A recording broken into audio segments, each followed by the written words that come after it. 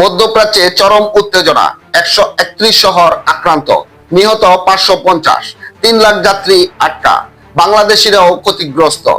Iran দাবি করছে নেতানিয়াহুর কার্যালয় ও কুয়েত আল সালেম মার্কিন গাড়িতে হামলা চালানো হয়েছে। অন্যদিকে যুক্তরাষ্ট্র ও ইসরায়েল যৌথ সামরিক অভিযান অব্যাহত রেখেছে। ইরানের 131টি শহরে হামলার খবর, নিহত হয়েছে 550। বিভিন্ন সূত্রে এ তথ্য জানানো হয়েছে। ইসরায়েলের ইরানের ক্ষেপণাস্ত্র হামলায় 8 জন নিহত হয়েছে। মধ্যপ্রাচ্যের সংঘাতে প্রাণ হারিয়েছেন 2 বাংলাদেশি, আহত হয়েছেন 7 জন।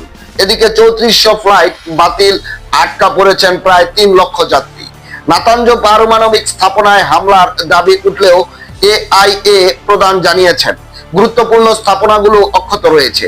ইরানের পররাষ্ট্রমন্ত্রী আব্বাস আরগাচি বলেছেন, যুদ্ধ কখন এবং কিভাবে শেষ হবে এই সিদ্ধান্ত নেবে ইরান। সর্বোচ্চ নেতা আয়াতুল্লাহ আল খামিনির হত্যার পর ইরানের ভবিষ্যৎ কোন পথে যাচ্ছে, তেলের দাম বাড়ছে, বিশ্ববাজারে অস্থিরতা তৈরি হয়েছে, আর কূটনৈতিক আলোচনার দরজা কার্যত বন্ধ।